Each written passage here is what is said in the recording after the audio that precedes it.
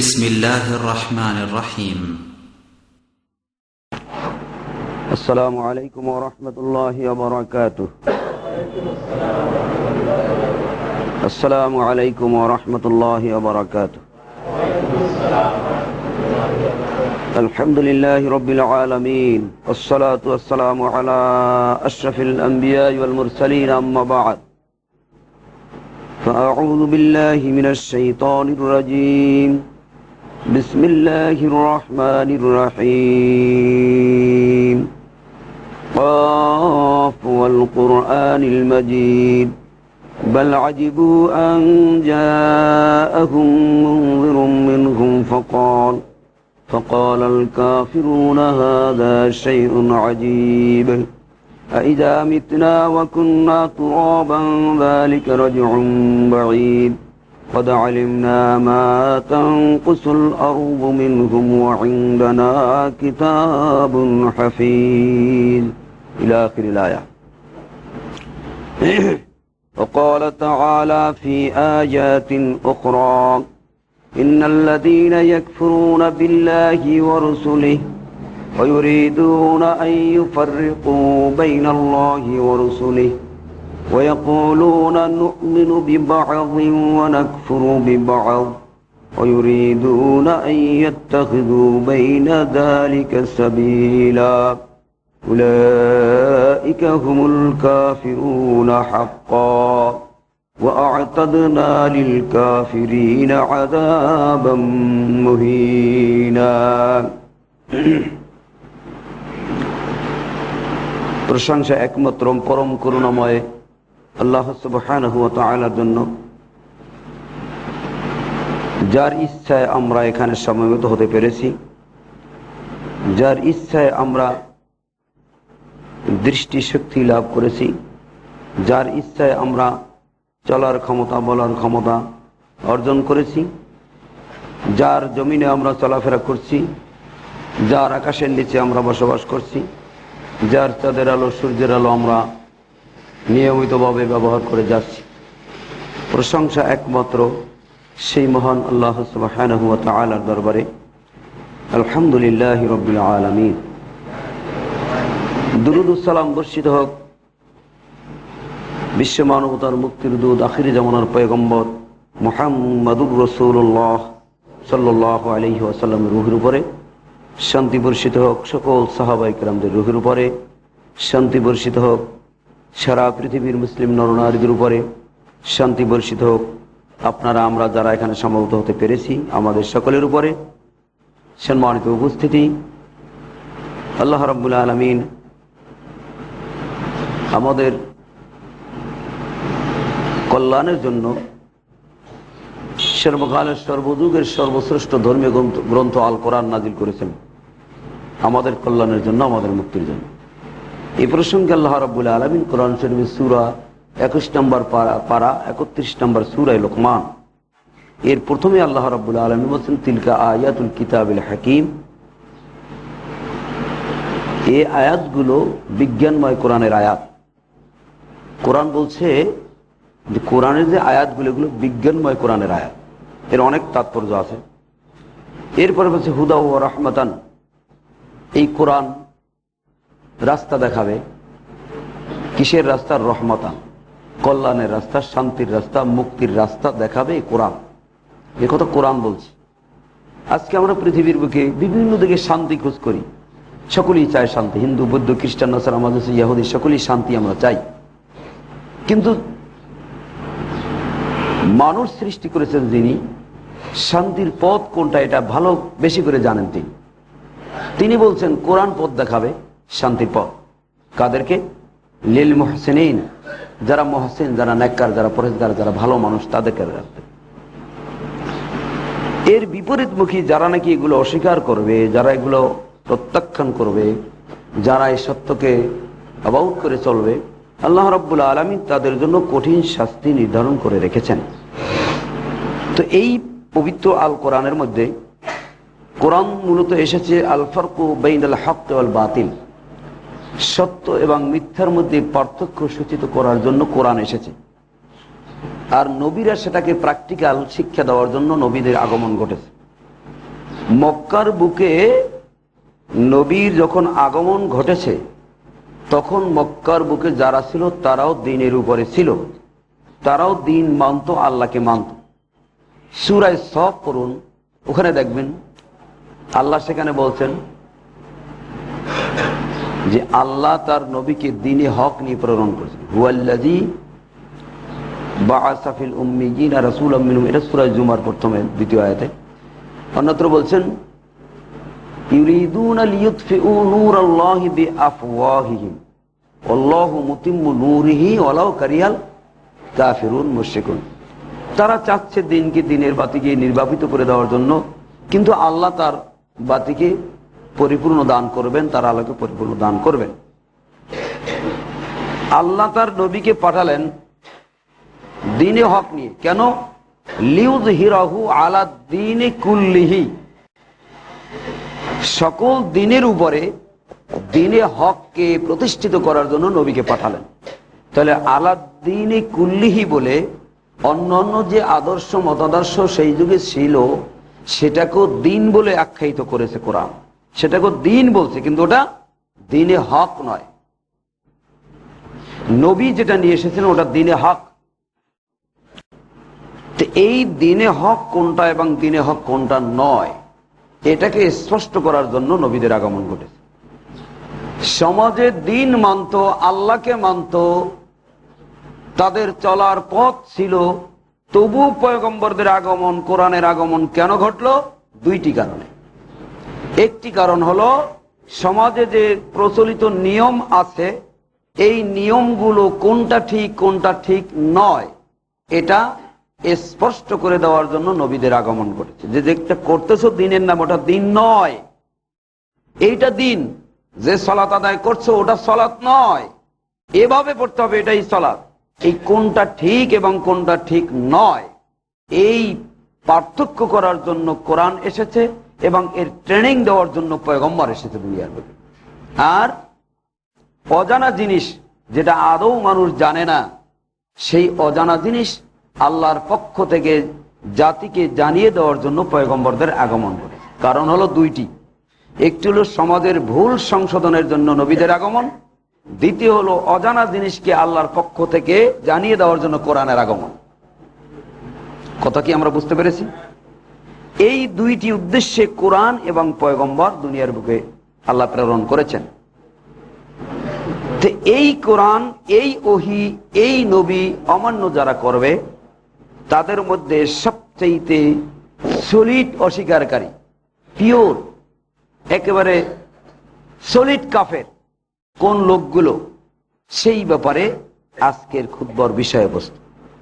শাব্দিক অর্থ ইন্নাল্লাযীনা ইয়াকফুরুনা বিল্লাহি ওয়া রাসূলিহি, নিশ্চয়ই যারা কুফরি করে আল্লাহর সাথে রাসূলের সাথে, ওয়া ইউরিদুনা আইয়ুফাররিকু বাইনাল্লাহি ওয়া রাসূলিহি, এবং তারা পার্থক্য সূচিত করে আল্লাহ এবং আল্লাহর রাসূলের মধ্যে। ওয়া ইয়াকুলুনা নু'মিনু বিবাদি ওয়া নাকফুরু বিবাদ, আর তারা বলে আমরা কিছু মানি কিছু মানি না।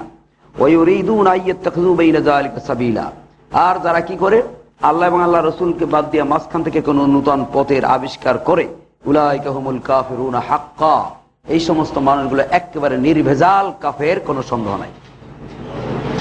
এখানে পাঁচটি বৈশিষ্ট্যের কথা বলছেন আল্লাহ, পাঁচটি বৈশিষ্ট্যের কথা বলছেন এই পাঁচটি বৈশিষ্ট্য যাদের মধ্যে থাকবে তারা একেবারে নির্ভেজাল কাফের, একেবারে সলিড কাফের, কোনো সন্দেহ নাই। আয়াত নাম্বার হলো সূরা নেসা 150 এবং 51 নম্বর আয়াত। সলিড কাফের হওয়ার জন্য, সলিড মুমিন হওয়ার জন্য যেরকম আল্লাহ শর্ত আরোপ করেছেন, সলিড মুত্তাকি হওয়ার জন্য যে বৈশিষ্ট্য আল্লাহ বর্ণনা করেছেন, সলিহীন হওয়ার জন্য যে বৈশিষ্ট্য বর্ণনা করেছেন, মুসলিম হওয়ার জন্য যে বৈশিষ্ট্য বর্ণনা করেছেন, আলাদা আলাদা বৈশিষ্ট্য আল্লাহ কোরআনে বর্ণনা করেছেন। আলহামদুলিল্লাহ, আল্লাহ পাকের দরবারে আবারও শুকরিয়া জানাই যে তিনি আমাদেরকে এত সুন্দর কোরআন দান করেছেন, যার মধ্যে আমরা স্পষ্ট সুন্দর প্রাঞ্জল ভাষায় এবং আমাদের বোধগম্য ভাষায় আমরা বুঝতে পারছি যে আল্লাহ কোন বৈশিষ্ট্য থাকলে সে মুমিন হবে, কোন বৈশিষ্ট্য থাকলে সে কাফের হবে, কোন বৈশিষ্ট্য হলে ফার্স্ট ক্লাস কাফের হবে, কোন বৈশিষ্ট্য থাকলে ফার্স্ট ক্লাস মুমিন হবে, চিফ গেস্ট হবে বেহেশতের মধ্যে। এটা আমার আল্লাহ রহমানুর রহিম গফুরুর রহিম তিনি অত্যন্ত সুন্দরভাবে বর্ণনা করে দিয়েছেন। এজন্য সেই মহান প্রভুর দরবারে শুকরিয়া জানাই আলহামদুলিল্লাহ। এক নম্বর হলো ইয়াকফুরুনা বিল্লাহ, আল্লাহর সাথে কুফরি করা। 2 নম্বরে ও রসুলি, রসুলের সাথে কুফরি করা। কুফর শব্দ অনেকেই আমরা অর্থ বুঝি না। এই পৃথিবীর বুকে আরবি ডিকশনারি, সবচেয়ে বড় আরবি লোগাত বা ডিকশনারি হলো লিসানুল আরব, এটা সবচেয়ে বড়। 2 নম্বরে আল কামুসুল মুহিত, যেটা বিশ্ববিদ্যালয়ের সিলেবাসের অন্তর্ভুক্ত। এই কামুসুল মুহিত খুলে দেখবেন কুফরুন, কাফরুন, কিফরুন একই অর্থবোধক শব্দ। এর অনেকগুলো অর্থের মধ্যে অন্যতম অর্থ হলো 2টি। কয়টি? কুফরির অন্যতম অর্থ হলো 2টি। একটি হলো ঢেকে রাখা, আরেকটি হলো অস্বীকার করা। কুফরুন শব্দের একটি অর্থ হলো ঢেকে রাখা, আরেকটি অর্থ হলো অস্বীকার করা। মক্কার কাফেরেরা, তদানীন্তন যুগের মক্কার লোকেরা পাহাড়কে কাফের বলতো, সমুদ্রের পানিকে কাফের বলতো, কবরকে কাফের বলতো। কেন? ঢেকে রাখে। কবরের উপরের মাটিতে নিচে কি আছে দেখা যায় না, ঢেকে রাখে, এই জন্য ওটাকে কাফের বলতো। পাহাড়ের সম্মুখ সাইড দেখা যায়, ফ্রন্ট সাইড দেখা যায়, পিছনের সাইড দেখা যায় না, এই জন্য পাহাড়কে কাফের বলতো। সমুদ্রের পানির উপরি ভাগ দেখা যায়, নিচের ভাগটাকে ঢেকে রেখে উপরের পানিতে, এই জন্য ওটাকে কাফের বলতো।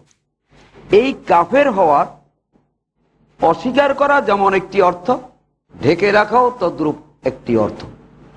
তো মানুষ কি করে কাফের হয়? মানুষ কাফের হয় 2টি কারণে। একটি কারণ হলো অস্বীকার করা, দ্বিতীয় কারণ হলো অসত্য দিয়ে সত্যকে ঢেকে রাখা। সঠিক তথ্য এবং তথ্যকে মানুষের সামনে উপস্থাপন না করে, ওটাকে গোপন করে অসত্য, মিথ্যা, অযৌক্তিক এবং ভিত্তিহীন কথাকে মানুষের সামনে দিন হিসাবে প্রচার করা, অসত্যকে গোপন করা, অসত্যকে ঢেকে রাখা, এটা হলো ফার্স্ট ক্লাস কাফের হওয়ার জন্য একটি অন্যতম বৈশিষ্ট্য। আরেকটি হলো অস্বীকার করা। ঢেকে রাখা, ঢেকে রাখলেই ওটাকে অস্বীকার করা অটোমেটিক হয়ে যায়। আল্লাহর সাথে কুফরি করা কি? আল্লাহ সম্পর্কে ঢেকে রাখা। কি ঢেকে রাখা? অনেক জিনিস আছে, যেমন আল্লাহ রাব্বুল আলামিন সম্পর্কে এদেশে মানুষের আকীদা হলো আল্লাহ নিরাকার, কিন্তু কোরআন বলছে কোরআনের আকার, আল্লাহর আকার আছে। আল্লাযী বিয়াদিহিল মুলক, আল্লাহ সেই সত্তা যার হাতের মুঠের মধ্যে সকল বাদশাহী। হাত আছে, মুখ করার জন্য আঙ্গুল লাগে, সেটাও আছে। আল্লাহুস সামিউন বাসীর, আল্লাহ দেখেন শোনেন, এটা কোরআনের কথা। কিন্তু এই কথাটাকে তারা ঢেকে রেখে বলেন যে আল্লাহ নিরাকার, আল্লাহর কোনো আকার নাই। তারা সত্যকে ঢেকে রাখলো এক পাপ, আর এই ঢেকে রাখার সাথে সাথে ওটাকে অস্বীকারও করা হলো। 2টা পাপে পাপী হলো। আল্লাহর ভাষায় উলাইকা হুমুল কাফিরুনা হাক্কা, এই সমস্ত লোকগুলো যদিও টুপি, দাড়ি, জুব্বা, পাগড়ি দেখা যায়, কিন্তু আল্লাহর দৃষ্টিতে একেবারে সলিড কাফের। এটা হলো আল্লাহর সাথে কুফরি করা। এখন এই কথা যদি কাউকে বলা হয়, তাহলে কোন ব্যক্তি অসন্তুষ্ট হবে? যে ব্যক্তি আল্লাহকে নিরাকার বলে বিশ্বাস করে, সে অবশ্যই অসন্তুষ্ট হবে। কি কথা ঠিক কিনা? কোন ব্যক্তির যদি কাঁঠাল চুরি হয়, তো গ্রামের চেয়ারম্যান, মেম্বার, মাতুব্বর ডেকে যদি বলে আমার কাঁঠাল চুরি হয়েছে, কাঁঠাল চোর বের করে দেন। এখন যদি কোন রকম বের করতে না পারে, তখন মাতুব্বর যদি বলে এই তোমাদের মধ্যে কে কাঁঠাল চুরি করছে বলে দাও, কেউ বলছে না, কার দেখতে পাচ্ছি। যিনি কাঁঠাল চুরি করছেন তার মাথায় কাঁঠালে আটা দেখা যায়, অমনি যিনি চুরি করছেন মাথায় হাত দিবে না? চোর ধরার সহজ পদ্ধতি। তার যার মাথায় কাঁঠালের আটা, সে তো মাথায় হাত দিবেই। আর যার মধ্যে এই কুফরি স্বভাব আছে, সে তো ক্ষিপ্ত হবেই, সে তো রাগান্বিত হবেই, সে সুস্থ থাকতে পারে না। যেহেতু চোরকে চোর বলে গালি দিলে অবশ্যই রাগ করবে। যিনি চোর নয়, তার রাগ হওয়ার কোনো প্রশ্নই আসে না। আল্লাহর সাথে কুফরি করা অনেক অর্থ আছে। তার মধ্যে একটি হলো আল্লাহ রাব্বুল আলামিন আকার আছে, আমরা বিশ্বাস করি। অনেকেই মনে করেন আল্লাহর আকার নাই। অনেকেই মনে করেন যত কল্লা তত আল্লাহ, এই বিশ্বাসে তারা বিশ্বাসী। বলে থাকেন, হাদিসও বলেন, কুলুবুল মুমিনিনা আরশুল্লাহ, মুমিনদের কলব হইল আল্লাহর আরশ। আর বলেন কি, মান্না গঞ্জুম দর জমিন আসেমা লেকে গঞ্জুম দর কুলুবে মুমিনা, আসমান আর জমিনের মধ্যে আল্লাহ সংকলন হয় না, সময় হয় না। আল্লাহ মুমিনদের কলবের মধ্যে বসেন। নাউযু বিল্লাহি মিন যালিক। অথচ কোরআন বলছে আর রহমান আলাল আরশিস ইস্তাওয়া, রহমান তিনি আরশে সমাসীন। তিনি বসা, চেয়ারে বসা, কুরসিতে বসা, কোরআন বলছে। আর আমরা বলি না আল্লাহ সব জায়গায় বিরাজমান। তাহলে আর রহমান আলার আরশ ইস্তাওয়া, কোরআনের এই আয়াতটাকে মিথ্যা প্রতিপন্ন করা হয়। দ্বিতীয়ত এই আয়াতটাকে ঢেকে রাখা হয়, গোপন করা হয়, জাতির সামনে উপস্থাপন করা হয় না। আর এর বিপরীত আলাদা একটা পথ তৈরি করে সেটাকে বিশ্বাস স্থাপন করার জন্য প্রয়াস পায় একদল আলেমরা। বলে থাকেন আল্লাহ সব জায়গায় বিরাজমান। আল্লাহ যদি সব জায়গায় বিরাজমান হয়ে থাকে, তাহলে নাপাক জায়গায় কি আল্লাহ বিরাজমান? চিন্তা করেন কত বড় নেস্টি আকীদা তাদের। আল্লাহ রাব্বুল আলামিন সম্পর্কে এরকম কুফরি মতবাদ দেশের মাটিতে রয়েছে। একদল লোকেরা বলে থাকেন যে আল্লাহ তো পারে, খাজা বাবাও পারে, আল্লাহ পারে, দয়াল বাবাও পারে, এরকম আকীদা তাদের আছে। কিন্তু আমরা তো স্বীকৃতি দিয়েছি আল্লাহই পারেন, আর কেউ। ফাআলুল লিমা ইউরিদ, তিনি যা ইচ্ছা করেন তাই তিনি পারেন, যা খুশি। এটা পারে একমাত্র কেবলমাত্র শুধুমাত্র আল্লাহ, আর কেউ পারে না। কিন্তু অনেকের আকীদা খাজা বাবাও কিছু দেখতে পায়, অথচ কোরআন বলছে ইনদাহু মাফাতিহুল গায়ব লা ইয়ালামুহা ইল্লা হু। গায়েবের বা অদৃশ্যের কোন কিছু দেখার এবং জানার এবং বুঝার ক্ষমতা একমাত্র কেবলমাত্র শুধুমাত্র আল্লাহরই আছে, আর কারো নাই। গায়েবের অদৃশ্যের চক্ষু বুঝলে কেউ দেখতে পারে না, একমাত্র আল্লাহ দেখতে পারেন।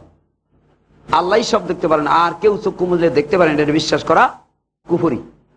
তাহলে এই কথাটা বলি না আমরা যে গায়েবের খবর একমাত্র আল্লাহই জানেন, এই কথাটাকে আমরা বলি না, গোপন রাখি। আর পীর সাহেবরাও গায়েবের খবর জানেন, অনেক আল্লাহর ওলি আছে, আল্লাহ আছে, এরকম বলে। আমি তাদের ভাষাটা নকল করছি। অনেক আল্লাহর ওলি আছে, তারা চক্ষু মুদ্রে সমস্ত পৃথিবীটা এক নজরে দেখতে পান। নাউযুবিল্লাহি মিন যালিক। তাহলে এই অসত্যটাকে, মিথ্যাটাকে জাতির সামনে তুলে ধরলো, আর সত্যটাকে তারা গোপন করলো, ঢেকে রাখলো। উলাইকা হুমুল কাফিরুনা হাক্কা, এর হলো একেবারে সলিড কাফের। আমি যেহেতু খুতবায় সময় কম, আমি সংক্ষিপ্ত আকারে এর লাস্ট একটা মেইন পয়েন্ট আছে, তার উপরে কিছু বক্তব্য রাখবো। এলো 1 নম্বর। 2 নম্বর রসুলের সাথে কুফরি করা।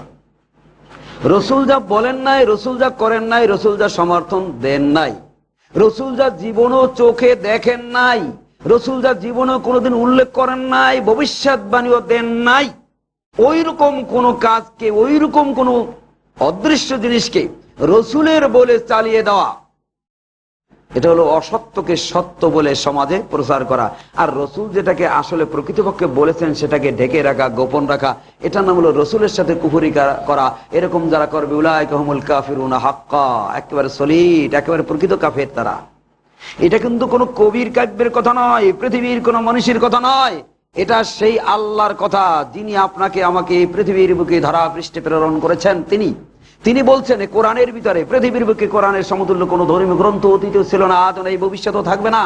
এটা সকলের সর্বসম্মতিক্রমে স্বীকৃত। এটা এই কিতাবের মতো একটা অক্ষর আজ পর্যন্ত কেউ তৈরি করতে পারে নাই। এটা বৈজ্ঞানিক দৃষ্টিতেও প্রমাণিত, দার্শনিকদের দৃষ্টিতেও প্রমাণিত, এটা আলেমদের দৃষ্টিতেও প্রমাণিত, বিজাতিদের দৃষ্টিতেও প্রমাণিত, আল্লাহর দৃষ্টিতে তো প্রমাণিত বটেই।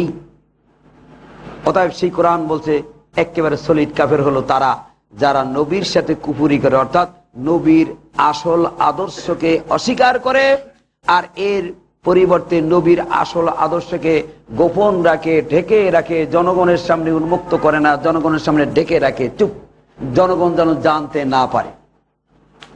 তারা কি সলিড কাফের। কে বলছেন? আল্লাহ।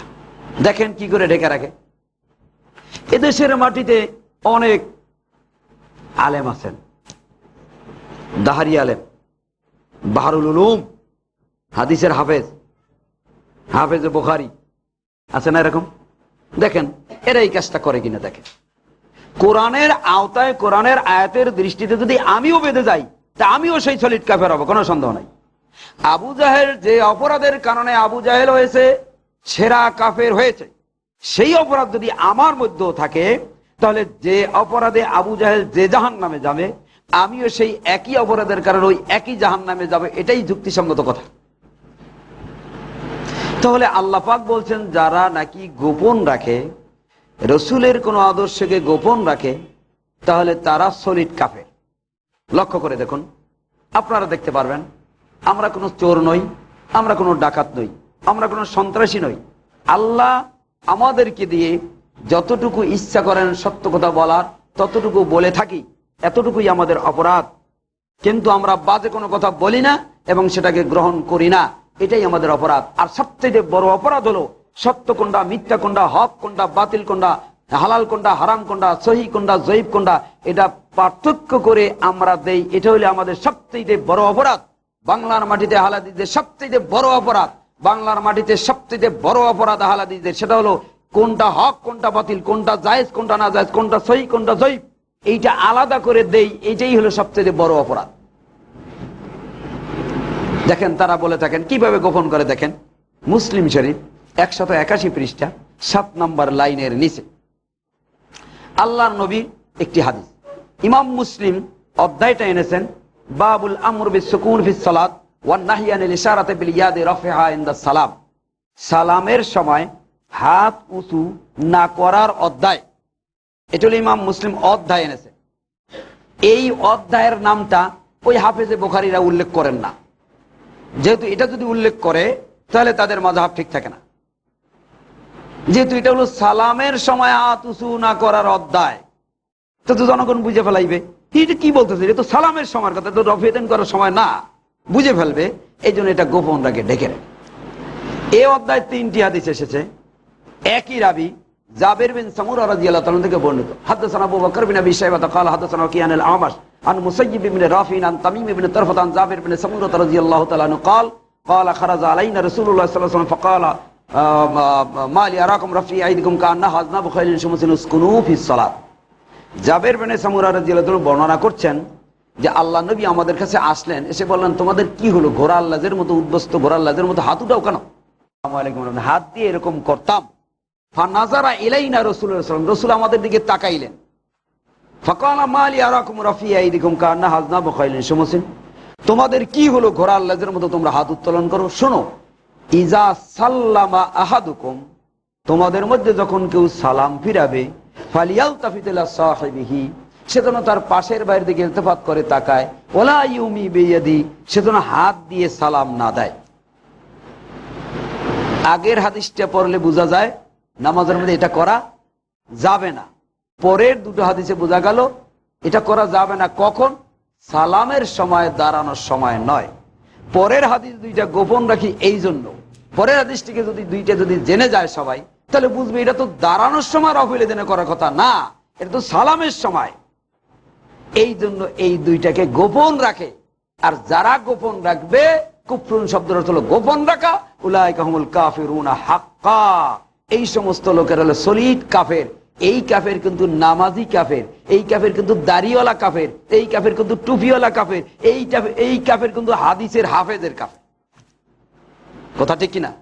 সম্মানিত উপস্থিতি, লিখে নিতে পারেন।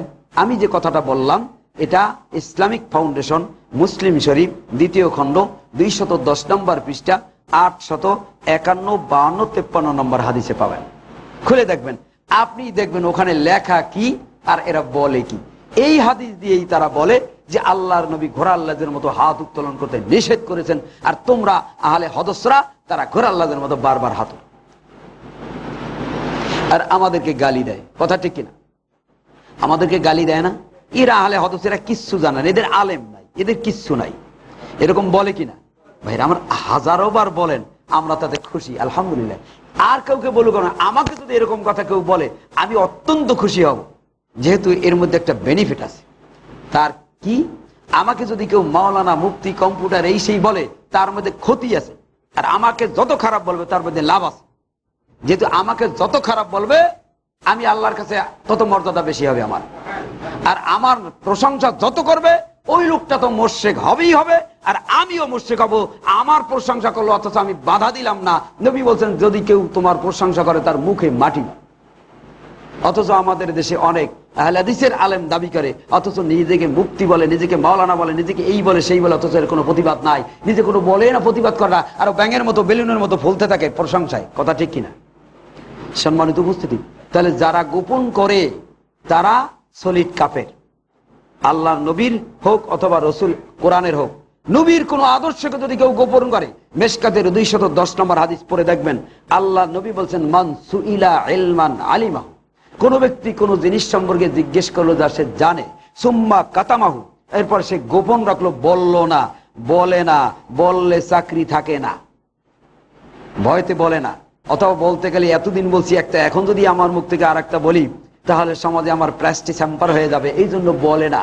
আল্লাহর নবী বলছেন উলজিমা ইয়াউমাল কিয়ামাতি বিলিজামিন মিনান নার, ওই আলেমের গলায় রশি লাগিয়ে কিয়ামতের মাঠে জাহান্নামে নিক্ষেপ করা। এবং কোরআন বলছে সূরা বাকারা 42 আয়াত, ওয়ালা তালবিসুল হাক্কা বিল বাতিল, সত্যের সাথে মিথ্যার সংমিশ্রণ করে কথা বলো না, সত্যের সাথে মিথ্যার সংমিশ্রণ করো না, সহির সাথে জয়ীব মিলিয়ে কথা বলো না, হালালের সাথে হারাম মিলিয়ে কথা বলো না, বাতিলের সাথে হকের সংমিশ্রণ করে কথা বলো না। খবরদার, হক হক হিসাবে চিহ্নিত করবে, মিথ্যা মিথ্যে হিসাবে চিহ্নিত করবে, এটাই তোমার দায়িত্ব। তোমার এমন কেদ্দারি করার দায়িত্ব তোমাকে দেওয়া হয় নাই, যেটা আল্লাহ হালাল করে না সেটাকে তুমি হালাল বলবে, যেটা আল্লাহ হারাম বলে না সেটাকে তুমি হারাম বলবে। এই অধিকার it is not fitting for a believer man আর woman when a matter has been decided by Allah and is able to have any option about that decision, he is indeed on a clearly wrong path. ওমা কানা লিল মুমিনিন ওয়ালা মুমিনাতিন ইযা কাদাল্লাহু রাসূলুহু আমরা। সূরা আহজাব 36 নম্বর আয়াত, আল্লাহ বলছেন আমি আমার নবীর মাধ্যমে যা ডিসিশন দিয়েছি এর ব্যতিক্রম করার কোন অধিকার কোন ম্যান কোন ওম্যানকে দেওয়া হয় নাই। পৃথিবীর এমন কোন ব্যক্তিকে এই অধিকার দেওয়া হয় নাই যে ইসলামের মধ্যে কেউ একটু বাড়াবে অথবা কমাবে। তার অর্থই হলো যে আল্লাহর ভুল ধরা। এই জন্য পৃথিবীর বুকে কেউ মুক্তি হতে পারে না, কেউ মুক্তি হওয়ার যোগ্য না, কোনো মানুষের নামে মুক্তি শব্দ আসতে পারে না। যদি এটা জায়েজ হতো নবীর নামের সাথে হতো। মুক্তি হলো একমাত্র আল্লাহ, ফতোয়া দেওয়ার অধিকার একমাত্র আল্লাহ, কোনটা হালাল কোনটা হারাম কোনটা সত্য কোনটা মিথ্যা এটা একমাত্র বলে দিয়েছেন আল্লাহ। অর্থাৎ মুক্তি একমাত্র আল্লাহ, মানুষ মুক্তি হতে পারে না। মুক্তি তখনই হওয়া যায় আল্লাহর যদি ভুল ধরা যায়, তাহলে মুক্তি হওয়া যায় যে আল্লাহ এটা ভুল বলছেন, এটা ঠিক না, আমি ফতোয়া দিলাম এটা ঠিক। অতএব মানুষের ভুল ধরার কোনো অধিকার নাই, মুক্তি একমাত্র কে? আল্লাহ। আমার নবীকে মুফতি বলা হয় না, মৌলানা বলা হয় না, পিরানি পীর দস্তগীর গাউসুস সাকালেন মেসমাউল আরিফিন কুতুবে রব্বানি মাহবুব সুবহানি গালে থাবরানি ফাসাই সুবহানি কিলানি গুতানি ফাসানি মোরানি খাগড়াবুরি দরগাবুরি ডাইলবুরি আলুবুরি কিছু বলা হয় না। অথচ আমাদের নামের সাথে কত ডেজিগনেশন, এর কোনো প্রতিকার নাই, এর কোনো প্রতিবাদ নাই। আপনি আলাদিস হয়েছেন, আলে খবিস হয়েছেন, কিসের আলাদিস? দুইটা তিনটা হাদিস মাইনে আলাদিস, ইস এত সোজা, জান্নাত এত সোজা। যাই এই শ্বশুরি পালন কাটে শুয়ে বললাম আর ছবি গেলা চাবাইলাম আর সিগারেট পান গেলাম, ধোমা সালাম কত দূরে যায় আবার তাকাই থেকে দেখলেন, এত সোজা জান্নাত। সম্মানিত উপস্থিতি, আল্লাহর সাথে কুফরি করা কি এটা বুঝতে হবে, নবীর সাথে কুফরি কি এটা বুঝতে হবে। সংক্ষিপ্ত আকারে দুটো বললাম। তিন নম্বরে ওই রিদুনা আইয়ুফাররিকু বাইনাল্লাহি ওয়া রাসূল, আল্লাহ আল্লাহর রাসূলের মধ্যে পার্থক্য সূচিত করা, নবীকে আল্লাহর পুত্র মনে করা।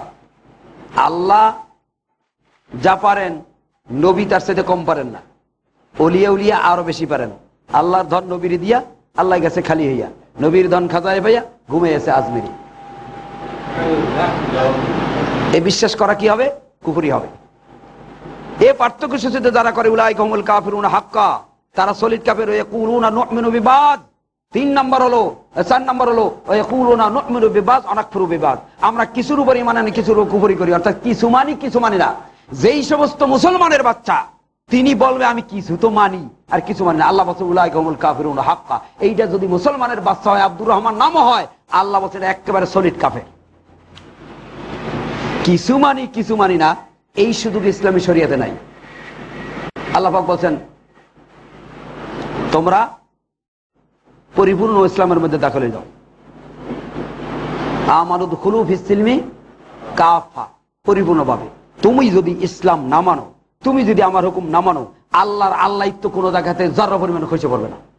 তোমার মতো মানুষ আল্লাহকে না মানলে কিছু আসে আর যায় না, কিন্তু তোমার কল্যাণের জন্য তোমার পরিপূর্ণ মুসলমান হতে হবে। ধোকা দিও না তুমি মানুষদের। তুমি দাবি করবা আহলে হাদিস, অথচ তোমার মুখে দাড়ি নাই। তুমি দাবি করবা আহলে হাদিস, তোমার সুন্নতি পোশাক নাই। তুমি দাবি করবা আহলে হাদিস, তোমার আসলে কাজে কর্মে আসলে হাদিস না। তুমি হালাল হারাম তমিজ করে বেজান, কিসের তুমি আহলে হাদিস? এদেশের মাটিতে না আছে আহলে হাদিস, না আছে হানাফি, এসব ধোকাবাজ, অধিকাংশ ক্ষেত্রে ধোকাবাজ। আপনি কি মনে করেন 5টা 10টা 20টা 100 হাদিস মানলে আহলে হাদিস হয়ে গেলেন? হ্যাঁ, আর অন্য ক্ষেত্রে দরকার নাই। অথচ হাদিস তুখার ঝগড়া করি, রবে দাইন করতে হবে, না হলে নামাজ হবে না। অথচ নিজের মুখে দাঁড়িয়ে নেই, নিজের সুন্নতি পোশাক নাই। আপনি একটা বেয়াকুব, আপনি একটা ব্যক্তি, আপনার নির্বোধ, নির্লজ্জ, বেহায়া। আপনি হাদিসের নামে ধোকা দিচ্ছেন, আপনি হাদিসের নামে মানুষকে প্রতারণা করছেন। মান গাসা ফালাইসা মিন্না, যে ধোকা দেবে মানুষকে সে আমার উম্মত নয়। আপনি ধোকা দিচ্ছেন। আপনি সাইনবোর্ড দিলেন সব পাওয়া যায়, কিন্তু আসলে চাইলে কিছু পাওয়া যায় না। এই জন্য কিছু মানি না, এরা সলিড কাফের। যারা বলবে কিছু মানি না, এরা সলিড কাফের। সবচেয়ে ইম্পর্টেন্ট সাবজেক্ট যেটা, সেটা ওই রিদুনা আইয়াত্তাখিযু বাইনা যালিকা সাবিলা, ওই রিদুনা আইয়াত্তাখিযু বাইনা যালিকা সাবিলা, উভয়ের মাঝখান থেকে কোনো পথ আবিষ্কার করে। আল্লাহকে মানো, হ্যাঁ মানি। নবীকে মানো, হ্যাঁ কয় কি নবীকে মানি না। আমল করে ইমামের তরিকায়, আমল করে হুজুরের তরিকায়, আমল করে শ্রীকৃষ্ণের তরিকায়, আমল করে রবীন্দ্রনাথ ঠাকুরের তরিকায়। আল্লাহকে মানো, হ্যাঁ। নবীকে মানো, হ্যাঁ। আল্লাহ ঠিক আছে, নবী ঠিক আছে, মাঝখান থেকে পথটা হলে আরেকজনার, পথটা হলো আরেকজনার। আল্লাহ পাক বলছেন উলাইকা হুমুল কাফিরুনা হাক্কা, এরা একেবারে সলিড কাফির। আমি যদি জিজ্ঞেস করি আপনি আহলে হাদিস নয়, আপনি মুশরিক কেন? যে আল্লাহর ইবাদত না করে অন্যের ইবাদত করলে কি হবে? মুশরিক, এটা জানেন সবাই। আমি যদি জিজ্ঞেস করি আপনার মাথায় যে ছোট চুলটা রেখেছেন, এটা তো রাখছেন, এটা একটা তরিকা, এই তরিকাটা কার? আপনি যে মাথায় ছোট চুল রাখেন, এই পদ্ধতিটা কার? আল্লাহর না, নবীরও না। তা আল্লাহ ছাড়া অন্যের পদ্ধতি আপনি মানতেছেন, আর অন্যের পদ্ধতি মানলে কি আপনি? মুশরিক। অথচ আপনি দাবি করেন আমি 16 আনা আহলে হাদিস। আল্লাহ ছাড়া অন্যের পদ্ধতি গ্রহণ করা, যেহেতু মুসলমানদের কোন পদ্ধতি ইবাদত ছাড়া নয়, আমা খালাকুল জিন্না ওয়াল ইনসা ইল্লা লিয়াবুদুন, ইবাদত ছাড়া অন্য কোনো উদ্দেশ্য আল্লাহ সৃষ্টি করেন নাই। প্রত্যেকটা কাজ মুসলমানদের ইবাদত হবে, তাহলে সে ব্যক্তি আহলে হাদিস দাবি করতে পারে। আপনার দেখা গেল 16 আনার 12 আনা নাই, 4 আনা আছে, আর আপনি দাবি করছেন পাক্কা ইমানদার। আপনি যদি 16 আনা হাদিস না মেনে 4 আনা হাদিস মেরে যদি আপনি আহলে হাদিস হতে পারেন, তাহলে 4 মাযহাবের লোকেরা 3 মাযহাব বাদ দিয়ে 1 মাযহাব মানলে তারাও মুসলমান। তাহলে সে অপরাধ করছে কি? আপনি যেই ভুল করেন, তাই ভুল করলেন। আপনি বলবেন নাভির নিচে হাত বাঁধতে হবে, এই বুকের উপরে হাত বাঁধতে হবে, তা না নামাজ হবে না। আমি বলবো আপনি পায়ের গিটের সাথে গিটে মিলাইলেন না, আঙ্গুলের সাথে আঙ্গুল মিলাইলেন, আপনারও নামাজ হবে না। উনি যেমন একটা ভুল করলো, তাই তারকে হানাফি বলে গালি দেই। আপনি একটা ভুল করছেন, আপনাকেও তদ্রুপ বেদাতি বলে গালি দেওয়া যাবে। এই জন্য ওয়াত্তাখিযু বাইনা যালিকা সাবিলা, উভয়ের মাঝখান থেকে কোনো পথ আবিষ্কার করে সেই পথ অবলম্বন করে যদি কেউ চলে, তাহলে সেই ব্যক্তি সলিড কাফের। সেই ব্যক্তি কি? সেই পথটা কি? যে পথ সম্পর্কে কোরআনে নাই, সহিহ মারফু মুত্তাসিল হাদিসে নাই, আল্লাহও বলেন নাই, নবীও বলেন নাই, এমন কোন পথ যদি আপনি আবিষ্কার করে মানেন, তাহলে আপনি কি? সলিড কাফের। আপনি কি? কে বলছে? কোরআন বলছে, আল্লাহ বলছে। এমন কোন পথ যে পথ সম্পর্কে আল্লাহও জানেন না, নবীও জানেন না, কোরআনেও নাই, হাদিসেও নাই। আপনি যে সালাতটা আদায় করছেন, নামাজ পড়ছেন, ওই নামাজ আল্লাহও জানেন না, নবীও জানেন না, আপনি পড়তেছেন কোন ইমামের তরিকায়। এবার আপনি বলুন, আপনি কি? কোরআনের আয়াতের দৃষ্টিতে আপনি কি?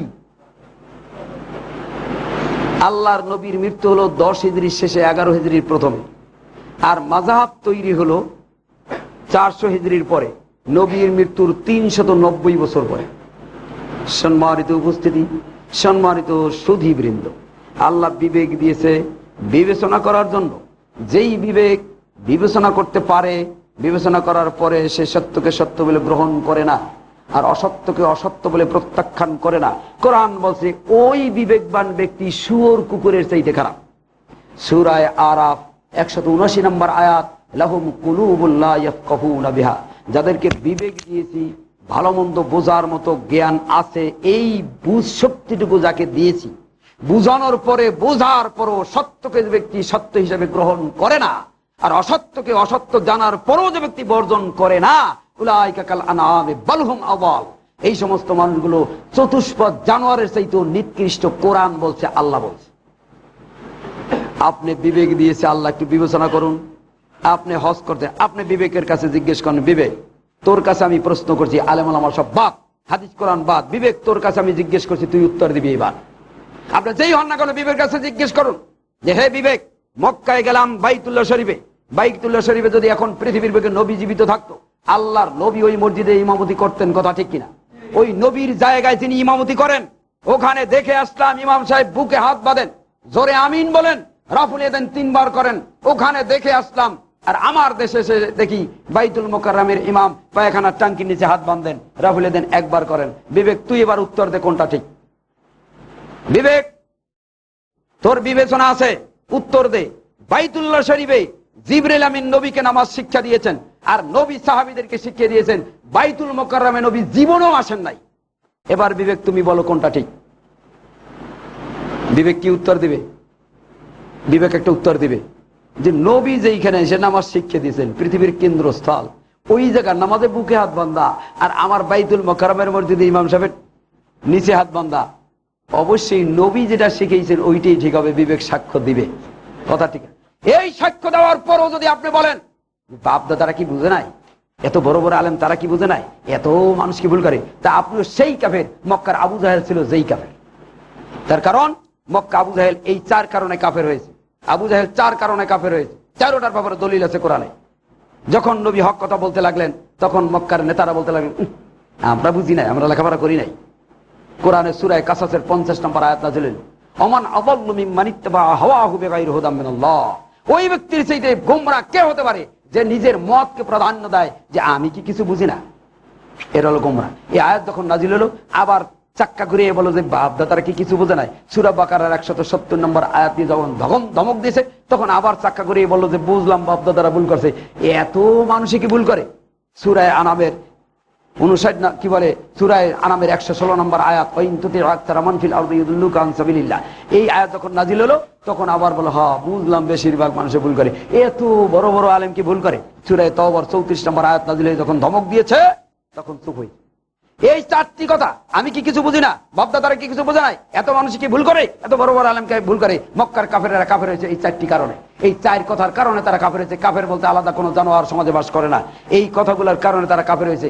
আপনি যদি বিবেক সাক্ষ্য দিলে হ্যাঁ নবী যেই মসজিদে নামাজ পড়েছেন ওই মসজিদে নামাজ বুকে হাত বান্ধা, আর আমার বাংলাদেশের বাইতুল মুকাররম মসজিদে নাবির নিচে হাত বান্ধা, এটা ঠিক হইতে পারে না। যেহেতু এই মসজিদে নবী জীবন আইসা নামাজ শিক্ষা দেয় না। বিবেক সাক্ষী দিল, বিবেক সাক্ষী দিল হ্যাঁ ওটাই ঠিক হওয়া উচিত। আরো সাক্ষ্য দিল বিবেক, তুই বল এই বাইতুল মুকাররমের ইমাম সাহেব হজ করতে কি মক্কায় যায় না গয়া কাশি যায়? মক্কায় যায়। তো বাইতুল মুকাররমের ইমাম সাহেবের নামাজটা যদি সঠিক হইতো, তাহলে মক্কার ইমাম সাহেবকে যাই ভুল ধরাই দিল না কেন? ইমাম সাহেব হেডকোয়ার্টারে বসে আকাম করে না হাত নামান, পায়খানার টাঙ্কি নিচে নামান, একদিনও তো ইমাম সাহেব ওখানে যাই বলতে পারে নাই। বিবেক তুই এবার বল, তুই এবার বল, কাবার ইমামের পাশে কাবার ইমামের পিছনে বাইতুল মুকাররমের ইমাম নামাজ পড়ে, না বাইতুল মুকাররমের ইমামের পিছনে কাবার ইমাম নামাজ পড়ে? তুই এবার বল। যদি বাইতুল্লাহর ইমামের ভুল হতো, তাহলে এই বাইতুল মুকাররমের ইমাম সাহেব যাই ভুল ধরাই দিত। আজ পর্যন্ত কোন পীর বুজুর্গ আউলিয়া দরবেশ ওই মক্কার ইমাম সাহেবরা যাই বলতে সাহস পায় না যে হুজুর ভুল করেন না। ওখান থেকে চোরের মতো গো ব্যাক। কি কথা ঠিক না? এবার বিবেকের কাছে বলেন, বিবেক তুই বল এবার কোনটা ঠিক? হুজুরদের কথা মানি না, হুজুরদের তাল ঠিক নেই, এক হুজুর গায়ে একটা, আর এক হুজুর গায়ে আরেকটা, এক হুজুর গায়ে এই, আর এক হুজুর গায়ে মানি না কোন হুজুর। বিবেক তুই বল। বিবেকের সাক্ষ্য দিবে যে হ্যাঁ ওটাই ঠিক। এরপরও যদি আপনি এই সত্যকে গ্রহণ না করে এরপরও যদি বলেন ঠিক তো, তবে মানসে কইব কি, এ তো ঠিক বুঝলাম, কিন্তু সব মসজিদে দেই এইটা করতে গেলে তো ফিতনার সিস্টেম। ঠিক তো বুঝলাম, এটা ঠিক, হাদিসেও দেখি, বুখারীতেও দেখি, সবই ঠিক আছে। সবচেয়ে বড় ইমাম আবু হানিফা সে ওইটা করছে, সবচেয়ে বড় মুহাদ্দিস ইমাম বুখারী সে ওইটা করছে, সবচেয়ে বড় পীর আব্দুল কাদের সে ওইটা করছে, সবচেয়ে বড় নবী মুহাম্মদ সাল্লাল্লাহু আলাইহি ওয়াসাল্লাম সে ওইটা করছে। এর প্রমাণ আছে আমাদের প্রত্যেকটা। সবাই যখন এইটা করছে, সবাই যখন এইটা করছে, তাহলে সেই বড়গুলোর তা মানব না সরল তা মানব? বিবেক সাক্ষ্য দেবে। বিবেক অবশ্যই সাক্ষ্য দেবে যে কোনটা ঠিক। এই সাক্ষ্য দেওয়ার পরেও যদি আপনি অন্যটা করেন, আল্লাহ তাকে গালি দিয়ে বলছেন উলাইকা কাল আনআমি বাল হুম আযাল। এই মানুষগুলো শুয়োর কুত্তার চাইতে খারাপ। তার কারণ শুয়োর কুত্তায় কোনোদিন ওয়াজ বোঝে না, ওরা হালাল কোনটা হারাম কোনটা এটা বোঝে না, হালাল কোনটা হারাম কোনটা সহিহ কোনটা জয়ীফ কোনটা এটা শুয়োর কুকুরে বোঝে না। এই জন্য শুয়োর কুকুর ওর চাইতে ভালো, ওরা শুয়োর কুকুরে নামাজ রোজা করে না, না বুঝা। আর এই মানুষগুলা বুঝে, বিবেক দিয়েছি, এত হাদিস কোরআন দিয়ে দেখায়, দেখি বুঝি জানি, তবু আমি করি না। এই জন্য আল্লাহ পাক রাগ হইয়া তাদেরকে শুয়োর কুকুরের চাইতে খারাপ বলে গালি দিয়েছে। সম্মানিত উপস্থিতি, নবীর মৃত্যুর 390 বছর পরে মাযহাব তৈরি হলো। এইটা কি করে ফরজ হয়? বিবেকের কাছে একটু জিজ্ঞেস করেন তো, বিবেক একটু বলতো,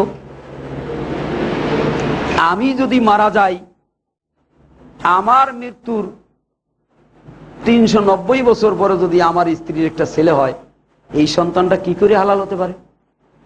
বিবেকের কাছে জিজ্ঞেস করেন, হালাল হতে পারে?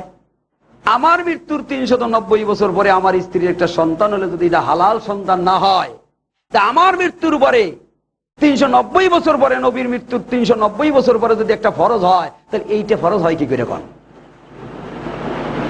চিন্তা করেন। ইমাম আবু হানিফা রাহমাতুল্লাহ তার মৃত্যুর 250 বছর পরে তার নামে মাযহাব ফরজ করা হলো, অথচ তিনি জানেন না।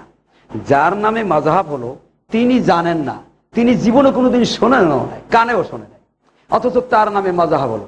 ব্যাপারটা সেরকম না? আমি মরে গেলাম, আমার মৃত্যুর 250 বছর পরে আমার স্ত্রীর একটা সন্তান হইল, কিয়ামতের মাঠে আপনি বলবেন যে আল্লাহ, এই সন্তানের বাপ আমি না, আমি মরছি 250 বছর আগে, এর খবর তো আমি জানি না, আমার সন্তান হবে কি করে?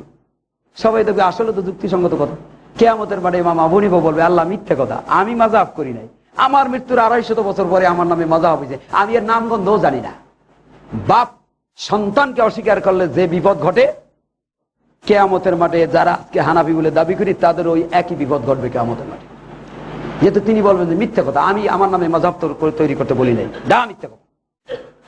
সম্মানিত উপস্থিতি, নবী জানেন না, আল্লাহ জানেন না, কোরআনে নাই, হাদিসে নাই, এইটা কি ইসলাম হতে পারে? তাহলে আপনি যে হানাফি মাযহাব মানেন, কোরআনেও নাই, হাদিসেও নাই, আল্লাহও জানেন না, নবীও জানেন না, এবার বুঝেন আপনি কোন ইসলাম মানেন। বিবেকের কাছে জিজ্ঞেস করেন, বিবেক এই পৃথিবীর বুকে সর্বকালের সর্বযুগের সর্বশ্রেষ্ঠ ব্যক্তিত্ব হলো একজন, কে সে? এই জমিন থেকে আল্লাহর আরশের কাছে ডেকে নিয়েছেন একজন ব্যক্তিকে, ওয়া ইন্নাকা লাআলা খুলুকিন আযীম বলে চারিত্রিক সনদ দিয়েছেন আল্লাহ একজন ব্যক্তি। আজকে পৃথিবীর বুকে অক্সফোর্ড ইউনিভার্সিটি, শিকাগো বিশ্ববিদ্যালয়, ক্যামব্রিজ বিশ্ববিদ্যালয়, আল আজহার বিশ্ববিদ্যালয়, বড় বড় শিক্ষা প্রতিষ্ঠান আছে, আছে না? কি আছে কিনা? সম্মানিত উপস্থিতি, থাকা সত্ত্বেও মুহাম্মদুর রাসূলুল্লাহ সাল্লাল্লাহু আলাইহি সাল্লাম এর কোনো একটা থেকে সনদ প্রাপ্ত হন নাই। একজন মানুষের সনদ স্বয়ং আল্লাহ দিয়েছেন, ক্যারেক্টার সার্টিফিকেট, চারিত্রিক সনদ একজন মানুষের, সারা পৃথিবীর বুকে একজন মানুষের ক্যারেক্টার সার্টিফিকেট স্বয়ং আল্লাহ দিয়েছেন, তিনি হলেন মুহাম্মদুর রাসূলুল্লাহ সাল্লাল্লাহু আলাইহি ওয়াসাল্লাম। তিনি জানেন না, আমার বিশ্বাস আপনাদের বিশ্বাস কি জানি না, নবী যেটা জানে না সেটা ইসলাম তো দূরের কথা, ইসলামের নামগন্ধ হতে পারে না সেটা। কথা ঠিক কিনা? আপনি যে সালাতটা আদায় করছেন ওটা কি রসুলের পদ্ধতিতে করছেন না ইমামের পদ্ধতিতে করছেন? আপনি নামাজ করতেছেন ঠিক, রোজা ঠিক, সব ঠিক আছে, একটা জায়গায় ঠিক নেই, একটা জায়গায় ঠিক নেই। আপনি নামাজ পড়ছেন, আপনার বিশ্বাস আছে, ভক্তি আছে, উযু আছে, গোসল আছে, টুপি আছে, দাড়ি আছে, জুব্বা আছে, পাগড়ি আছে, খুশু আছে, খুশি আছে, সব আছে, এই সব থাকলেও আপনি জাহান্নামে যাবেন। একটি কারণ, একটি কারণ, রোজা নামাজ করেও মানুষ জানে, কোরআন মানার পরেও মানুষ জাহান্নামে যাবে একটি কারণ, কোরআন মাইনাও মানুষ জাহান্নামে যাবে একটি কারণে, কোরআন মানার পরেও মানুষ জাহান্নামে যাবে একটি কারণে, সেটা হলো কোরআন মানলেও মানুষ জাহান্নামে যাবে যদি কোরআনটা নবীর তরিকায় না মানে। নামাজ পড়েও মানুষ জাহান্নামে যাবে যদি সেই নামাজটা রসুলের তরিকা মোতাবেক না হয়। মনে রাখবেন রসুলের তরিকা এত গুরুত্ব কেন? আল্লাহ পাক নবীকে দুইটি দায়িত্ব দিয়েছেন, ইয়াতলু আলাইহিম আয়াতি ওয়া ইউআল্লিমুহুমুল কিতাব। ইয়াতলু আলাইহিম আয়াত, কোরআন পড়ে পড়ে শিখে নেবে, আর ওয়া ইউআল্লিমুহুমুল কিতাব, কিতাবের ট্রেনিং দেবে, কোরআনের আয়াতগুলো ট্রেনিং দেবে, প্রশিক্ষণ দেবে। নামাজের কথা কোরআনে আছে, কেমনে নামাজ পড়বে তা কোরআনে নাই, এটা প্রশিক্ষণ দেওয়ার জন্য দায়িত্ব একমাত্র কেবলমাত্র শুধুমাত্র একজন ব্যক্তিকে দিয়েছেন, কোন সাহাবীকেও নয়, একমাত্র নবী মুহাম্মদুর রাসূলুল্লাহ সাল্লাল্লাহু আলাইহি ওয়াসাল্লাম। এখন আপনি কোনটা মানবেন? নবীর তরিকার সাথে মিল নাই এমন কাজ যদি কোনো খলিফা করে, কোনো সাহাবী করে, মানবেন? আল্লাহর নবী জীবদ্দশায় মিম্বারে বসতেন, বেলাল আইসা দরজায় আজান দিতেন, এর আগে কোনো আজান দিতেন না, কোনো আজান হয় নাই। কিন্তু ওসমান গনি রাদিয়াল্লাহু তাআলার যুগ যখন আসলো তখন লোক বেড়ে গেল, নেদা সালেসে আলা জাওরা আকালা আবু আব্দুল্লাহ মুহাম্মদ বিন ইসমাইল বুখারী আজ-জাওরা ও মাওজাম বিসুক বিল মদিনা রাওয়াহুল বুখারী, 124 পৃষ্ঠা 26 নম্বর লাইন বুখারী বা মেশকাতের 320 নম্বর হাদিসে পাবেন। আল্লাহ নবী বসছেন, তখন বেলাল রাদিয়াল্লাহু ওই দরজা দাঁড়িয়ে আজান দিতেন, এর আগে কোনো আজান হতো না। ওসমান গনি রাদিয়াল্লাহু তাআলার যুগ যখন আসলো লোক বেড়ে গেল, জাওরা নামক জায়গায় আরেকটা আজানের প্রচলন, একটা নেদা সালের ডাক দেওয়া হলো। এখন এটা কি শরীয়ত? ভালো করে বিবেক দিয়ে বিবেচনা করবেন। অনেকেই কিন্তু বলে আলাইকুম বিসুন্নতি ওয়া সুন্নাতিল খুলাফায়ে রাশিদিন আল মাহদিয়িন, নবী বলছেন আমার সুন্নাত আর খলিফাদের সুন্নাত। এই কথা যারা বলে ব্যাককেলের স্বর্গে তারা বাস করে। নবী দুই ভাগ করে গেলেন ইসলাম, হারাম কাজ নবী তাইলে করে গেছেন এক নম্বরে। কোরআন বলছে ওয়ালা তাফাররাকু, দলে দলে বিভক্ত হইও না, আর নবী বলেন আমার সুন্নাত আর খলিফাদের সুন্নাত, মানে দুই ভাগ করে গেলেন, তাহলে ইসলামটাকে সর্বনাশ করে গেলেন নবী নিজে, নাউযুবিল্লাহি মিন যালিক। অর্থ না বুঝে ইসলামের অপব্যাখ্যা করে গোটা মুসলিম জাতির ভিতরে বিভ্রান্তি সৃষ্টি করছেন এই সমস্ত আলেমরা, যা হিন্দু বৌদ্ধ খ্রিস্টানরাও করে নাই, যা করছে এই এক ধরনের আলেমরা। সম্মানিত উপস্থিতি, হিন্দুরা জাহান্নামে যাবে যাবে না জান্নাতে যাবে? কেন? তারা নামাজ পড়ে না পড়ে না? তারা নামাজ পড়ে, সেজদা দেয়, আপনিও সেজদা দেন। যদি বলে ওই মশাই তুমি সেজদা দিচ্ছ কেন মা কালীকে, বলে মিয়া কয় পাতা পড়ছো কোরআন হাদিস পড়ছো, কিছু জানো? তুমি যে এই মসজিদের দেয়ালটা বানাইছো, যেই মাটি দিয়া ইট বানাইছো, আমি ওই মাটি দিয়া মা কালীরে বানাইছি। দেয়াল বানাই তার সামনে সেজদা দাও কা? ওটা যদি জায়েজ হয়, ওই মাটি দিয়ে আমি মা কালীরে বানাইছি, তারা সেজদা দিলে অসুবিধা কোথায়? তোমরা যেমন মসজিদের সামনে দেয়াল দিয়ে সেজদা দাও, আসলে দেয়ালের দাও না দাও আল্লাহকে। আমরাও মা কালীকে সামনে রেখে সেজদা দেই বটে, কিন্তু মা কালীকে দেয় না, দেই ভগবান। তোমরা যেমন কোরবানি দাও, আমরা পাঠা বলি দিই, তোমরা রোজা রাখো, আমরা উপবাস থাকি, তোমরা ওয়াজ দাও, আমরা কীর্তন দিই, তোমরা আজান দাও, আমরা উলুধ্বনি দিই, তোমরা হজ করতে মক্কা মদিনা যাও, আমরা হজ করতে গয়া কাশি যাই, তোমরা হজ করলে হাজি হও, আমরা হজ করলে সাধু। তবু তারা জাহান্নামে যাবে, কারণ মাত্র একটি, ইবাদত না করার অপরাধে তারা জাহান্নামে যাবে না, আল্লাহকে না মানার অপরাধে তারা জাহান্নামে যাবে না। আপনি বলছেন লা ইলাহা ইল্লাল্লাহ, ওরা বলছেন এক ব্রহ্ম দ্বিতীয় নাস্তি। আপনি বলছেন আশহাদু আল্লা ইলাহা ইল্লাল্লাহ ওয়া আন্না মুহাম্মাদুর রাসূলুল্লাহ, ওরা বলছে লা ইলাহা ইল্লাল্লাহ ফাযুকিদান মুহাম্মাদান। কোন দিক দিয়ে ঠেলতে পারবে না। কিন্তু একটা জায়গায় ছেড়ে তাম দুনিয়ার সকল মানুষ, হিন্দু বৌদ্ধ খ্রিস্টান নাসারা মাজুসি ইহুদি যত দল আছে, সমস্ত মানুষ একটি ভুলের কারণে জাহান্নামে যাবে, আল্লাহকে না মানার অপরাধে নয়। একটি ভুলের কারণে, সেরেফ একটি ভুলের কারণে, সে ভুলটি হলো আল্লাহকে মেনেও জাহান্নামে যায়, সে ভুলটি হলো নবীর তরিকা মোতাবেক আল্লাহকে না মানা। আপনার ইবাদত বন্দেগী, চলা ফেরা, খাওয়া দাওয়া, ওঠা বসা, লেনদেন, মামলাত মাসাদ, ব্যবসা বাণিজ্য সব হবে একজন ব্যক্তির তরিকায়, একজন ব্যক্তির শেখানো পদ্ধতি, মুহাম্মদুর রাসূলুল্লাহ সাল্লাল্লাহু আলাইহি ওয়াসাল্লাম। সেই পদ্ধতিতে আপনার করতে হবে। এই পদ্ধতিতে না হওয়া পর্যন্ত, চাবি যেরকম তালার সাথে কাটায় কাটায় না মেলা পর্যন্ত চাবি খোলা যায়, তালা খোলা যায় না, ঠিক নবীর সুন্নাত, নবীর আমলের সাথে কাটায় কাটায় না মেলা পর্যন্ত আল্লাহর কসম জান্নাতের তালা খোলা যাবে না। ছেড়ে নবীর আমল। নবীর আমল কি দেখেন, অন্য দল বাদ, আহলে হাদিসদের ভিতরে কত ভুল। আপনাকে জিজ্ঞেস করলো, ফতুয়া জিজ্ঞেস করলো যে কবরস্থানে গিয়ে দলবদ্ধভাবে দোয়া করা যাবে কিনা। আপনি ফতুয়া দিলেন হ্যাঁ কবরস্থানে দোয়া করা যাবে। দলিল মুসলিম শরীফের 313 নম্বর পৃষ্ঠা। আল্লাহ নবী একদিন রাত্রে উঠলেন,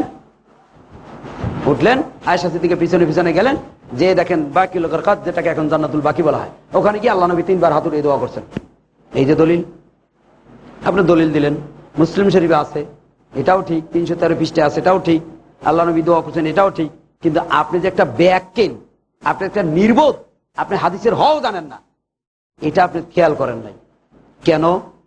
নবী এই কাজটা করছেন, এটা যদি নবীর তরিকায় করতে হয় তাহলে আল্লাহ নবী জীবনে একবার করছেন, আপনি জীবনে একবার পারবেন। নবী এই কাজটা গভীর রাত্রে করেছেন, আপনার করতে হলে গভীর রাত্রে করতে হবে, তাহলে নবীর তরিকা মোতাবেক হবে। নবী একা একই করছেন, আপনার একা একই করতে হবে, তাহলে নবীর তরিকা মোতাবেক হবে। নচেত নবীর তরিকা হবে না, অন্য কারো তরিকা হয়ে যাবে। কথা বুঝতে পেরেছেন? হাদিসে থাকলেই তো বলতে পারেন নবী একবার করলে সেইটা সারা জীবনের জন্য সুন্নাত হয়ে যায়। আপনিও বোকার স্বর্গে বাস করছেন, 2292 নম্বর হাদিস বুখারীতে খুলুন, নবী জীবনে একবার দাঁড়িয়ে প্রস্রাব করছেন, তাহলে আপনিও সারা জীবন দাঁড়িয়ে প্রস্রাব করবেন? নবী জীবনে একবার করলে যদি সারা জীবনের জন্য সুন্নাত হয়, এটার সাথে ব্যাকল মৌলবী আর দুনিয়ার বুকে নাই। নবী একবার যদি করলে সেটা সারা জীবনের জন্য বৈধ হয় যে না, তাহলে আপনিও সারা জীবন যে কোনো জায়গায় যে কোনো অবস্থায় দাঁড়িয়ে প্রস্রাব করতে পারতেন, যেহেতু হবে না। নবী যে অবস্থার পরিপ্রেক্ষিতে দাঁড়িয়ে প্রস্রাব করেছেন, সেই অবস্থা না হওয়া পর্যন্ত আপনি দাঁড়িয়ে প্রস্রাব করতে পারবেন না। ঠিক দোয়াটার ব্যাপারও নবী যে অবস্থায় দোয়া করেছেন, আপনার সেই অবস্থা করতে হবে, তাহলে নবীর সুন্নাত তরিকা মোতাবেক হবে। নবী যে অবস্থায় সালাত আদায় করছেন, আপনারও সেই অবস্থা হতে হবে। এর ব্যতিক্রম হলে অন্য কিছু হয়ে যাবে, তা চাবির কাটা একটা কম হবে অথবা বাড়তি হবে, তালা কিন্তু খুলবে না। এত সোজা নয়।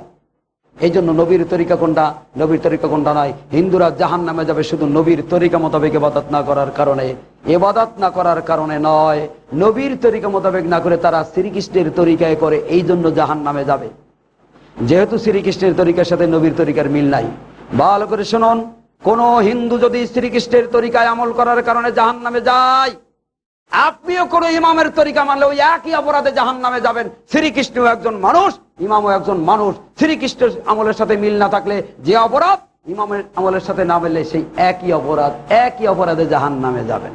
নাম পাল্টাইয়া খাওয়া, একটা হলো বকশিস আর একটা হলো ঘুষ, নাম পাল্টাই গেলেন। ওরা শ্রীকৃষ্ণের নাম দিয়ে শিরিক করতেছে, আর আপনি ইমামের নাম দিয়ে, পীরের নাম দিয়ে শিরিক করতেছেন। ওরা কি করতেছে, মাটির দিয়া আকৃতি বানাইয়া সামনে রেখে পূজা করতেছে, আর আপনি মাটির ভিতরে রেখে কবরের উপরে পূজা করতেছেন। পার্থক্য নেই, এত সোজা না। এই জন্য ওয়াত্তাখিযু বাইনা যালিকা সাবিলা উলাইকা হুমুল কাফিরুনা হাক্কা। যারা আল্লাহকে বিশ্বাস করে, নবীকে বিশ্বাস করে, কিন্তু আমল করে অন্য তরিকায়, আল্লাহ বলেন এরা সলিড কাফের। আপনিও আপনার সৌভাগ্য থাকলে আপনি এরকম সলিড কাফের হতে পারেন, যদি নাকি আপনি ইবাদতটা একটু অন্য কারো তরিকায় করেন। যদি আপনি নামাজটা রসুলের তরিকায় না পড়ে ফেকার তরিকায় পড়েন, আপনার পীরের তরিকায় পড়েন, আপনার ইমামের তরিকায় পড়েন, সহিহ হাদিস মোতাবেক করলেন না। সহিহ হাদিস মোতাবেক যদি কোনো সাহাবীরাও না আমল না করে, ওটাও গ্রহণযোগ্য নয়। জুজে রফুল ইয়াদাইনের 4 নম্বর পৃষ্ঠে একটি হাদিস আছে, আব্দুল্লাহ বিন ওমর তিনি বিতিরের নামাজে রুকুর পরে এরকম হাত তুলে দোয়া করতেন। হাদিসটি সহিহ এবং মুত্তাসিল, হাদিসটি সহিহ এবং মুত্তাসিল, তবুও মানা যাবে না। হাদিস সহিহ হলেও মানা যাবে না। কেন মানা যাবে না? এই কারণ যে ব্যক্তি জানে না, সেই ব্যক্তির জন্য হাদিসের কথা বলা দুরূহ নেই। সহিহ তবু মানা যাবে না। হাদিস মানার জন্য 3টি শর্ত। কয়টি? সহিহ, মরফু, মুত্তাসিল। সহিহ, মরফু, মুত্তাসিল, এই 3টি শর্ত যেই হাদিসের মধ্যে পাওয়া যাবে না, সেই হাদিস হাদিস নয়। এই জুজে রফুল ইয়াদাইনের এই যে 4 নম্বর পৃষ্ঠের যে হাদিসটি হাত উঠায়, এটা সহিহ এবং মুত্তাসিল, কিন্তু মারফু নয়। এর সনদ রসুল পর্যন্ত পৌঁছে নাই। এটা রসুলের আমল না। বুখারী মুসলিমে এর বিপক্ষে হাত বাঁধা অবস্থায় দোয়া কুনুত পড়তে হবে, রসুলের থেকে প্রমাণিত আছে। এই জন্য ওটা সহিহ হলেও মানা যাবে না। হাদিস সহিহ হইলেও মানা যায় না, বুখারী শরীফের মধ্যে থাকলেও মানা যায় না। যেমন দাঁড়িয়ে প্রস্রাব রসুল করেছেন, তাই বলে যে কোনো জায়গায় যে কোনো সময় দাঁড়িয়ে প্রস্রাব করতে পারবে না। তাই হাদিসের প্রেক্ষাপট, হাদিসের উসুল, হাদিসের অগ্রপশ্চাৎ না জেনে হাদিসের ওয়াজ করা, হাদিসের কথা বলা, এটা ঠিক নয়, যাতে তাতে মানুষ গোমরাহ হওয়ার সম্ভাবনাই বেশি রয়েছে। সম্মানিত উপস্থিতি, আল্লাহ নবীর জীবদ্দশায় মাযহাব ছিল না। আপনি মাযহাব মানছেন, আল্লাহর নবীর তরিকা মোতাবেক আপনি আমল করছেন না। আপনি ইমাম আবু হানিফার তরিকায় আমল করছেন। আপনি যে সুন্নত মানছেন, আপনার পীরের তরিকায় মানছেন।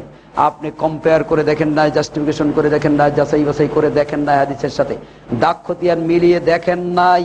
আপনার আমল যদি কোনো হুজুরের সাথে, ইমামের সাথে, পীরের সাথে মিলে যায়, তাহলে এই আয়াতের ভিত্তিতে ওয়াত্তাখিযু বাইনা যালিকা সাবিলা হয়ে যায়। অর্থাৎ আপনি মুখে আল্লাহকে মানেন, মুখে নবীকে মানেন, কিন্তু কাজ করেন আলাদা পদ্ধতিতে। আর এই আলাদা পদ্ধতিতে যদি আপনি কাজ করেন, উলাইকা হুমুল কাফিরুনা হাক্কা, আপনি আল্লাহর দৃষ্টিতে পাক্কা একেবারে সলিড কাফের। মানুষের দৃষ্টিতে আপনি পীর আনে পীর দস্তগীর, কিন্তু আল্লাহর দৃষ্টিতে আপনি একেবারে সলিড কাফের। সম্মানিত উপস্থিতি, কোনটা হক, কোনটা বাতিল, কোনটা সত্য, কোনটা মিথ্যা, এটা বোঝার মতো জ্ঞান আল্লাহ আপনাকে দিয়েছেন। এই মুহূর্তে এখন বর্তমান পৃথিবীতে আমাদের ঈমান নিয়ে টিকে থাকতে হলে কোন হুজুরের কথা মানা যাবে না। বিনা দলিলে, বিনা প্রমাণে, বিনা সাক্ষীতে, বিনা কোটেশনে, বিনা রেফারেন্সে কোন আলেমের কথা মানা যাবে না। জিবরাইল ফেরেশতা বলল মানা যাবে না, যতক্ষণ পর্যন্ত সে আমলটা নবীর ভিতরে পাওয়া না যাবে। নবী ছাড়া পৃথিবীর কোন ব্যক্তির ভিতরে আমল থাকলে ওটা মুসলমানদের আমল নয়। কোন ইমাম করলো আর না করলো ওটা আমার দেখার বিষয় নয়। কোন পীর পানি দিয়ে ভেসে গেল আর বাতাস দিয়ে উড়ে গেল, ওটা আমার দেখার বিষয় নয়। সে কি হয়েছে না হয়েছে ওটাও আমার দেখার বিষয় নয়। সে মুখ দিয়ে ফুঁক দিলে রোগ ভালো হয়ে যায়, ওটাও আমার দেখার বিষয় নয়। আমার দেখার বিষয় সির্ফ একটা, সেটা হলো আমার নবী এটা বলছেন কিনা, আমার নবী এটা করছেন কিনা, আমার নবী এটা করতে বলছেন কিনা। এই 3টির ভিতরে থাকতে হবে। এর বাহিরে যদি আপনার কোনো আমল চলে যায়, তাহলে আপনি কিন্তু উলাইকা হুমুল কাফিরুনা হাক্কার পর্যায়ে পড়ে যাবেন, সলিড কাফেরের অন্তর্ভুক্ত হয়ে যাবেন। সবচাইতে আফসোস হবে কিয়ামতের মাঠে, এত ভালো মনে করে টুপি মাথায় দিলেন, দাড়ি রাখলেন, জুব্বা গায়ে দিলেন, একের কপালে দাগ ফেলাইলেন, আর কিয়ামতের মাঠে যদি আল্লাহ সলিড কাফের বলে একের জাহান্নামের মধ্যে নিক্ষেপ করে, এই দুঃখ রাখার আর জায়গা থাকবে না। সেদিন অত্যন্ত পরিতাপের বিষয় হবে। সম্মানিত উপস্থিতি, আসুন আমরা সলিড কাফের হওয়ার জন্য আল্লাহর উপরে কুফরি করা, নবীর উপরে কুফরি করা, কিছু মানা কিছু অমান্য করা, আর আল্লাহ আল্লাহ রসুলের মধ্যে পার্থক্য সৃষ্টি করা, এবং অন্য কোন নূতন পথ আবিষ্কার করে সেই পথ অবলম্বন করা, এটা হলো এই 5টি হইল কাফের হওয়ার, সলিড কাফের হওয়ার শর্ত। কোরআন বলছেন আপনি একটু आप भी सोचिए, আপনি একটু চিন্তা ভাবনা করে দেখুন, এই পৃথিবীর বুকে শিব শক্তি স্বরূপজি মহারাজ উদাসেন, ভারতের 50 কোটি মানুষের দেবতা, তিনি কি করলেন?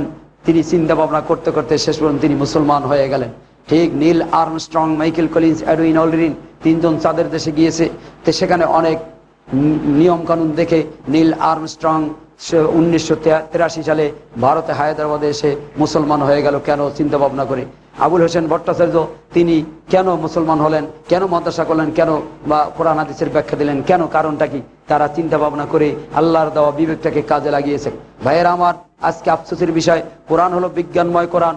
এই কোরআন নিয়ে আমরা গবেষণা করি না, হাদিস নিয়ে গবেষণা করি না, চিন্তা ভাবনা করি না। বিজেপিরা কোরআন হাদিস গবেষণা করে করে অনেক ঊর্ধ্বে চলে গিয়েছেন, কিন্তু আমরা শুধু ফতুয়া দেওয়ার বেলায় আছি, কিন্তু নিজের বেলায় ভুলে থাকি। আতা'মুরুনান নাসা বিল বিররি ওয়া তানসাউনা আনফুসাকুম, মানুষদেরকে নসিহতের বেলায় তোমরা খুব পারদর্শী, কিন্তু নিজের বেলায় ভুলে থাকো।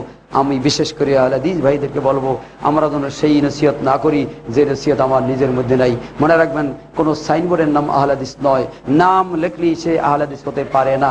সমস্ত হাদিসের উপরে আমল করবেন, কোন রকমের সার নাই, কোন রকমের কনসিডার নাই। কনসিডার আছে 3টি কারণে। কয়টি কারণে?